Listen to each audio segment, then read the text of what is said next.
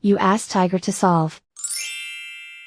This deals with linear equations with one unknown. The final result is q equals 14. Let's solve it step by step. Group all constants on the right side of the equation. Subtract 23 from both sides.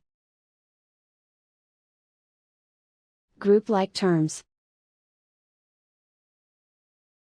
Simplify the arithmetic.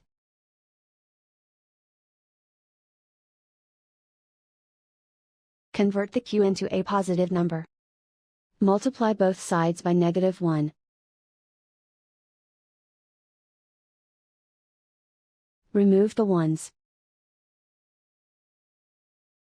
Simplify the arithmetic. And so the final result is q equals 14.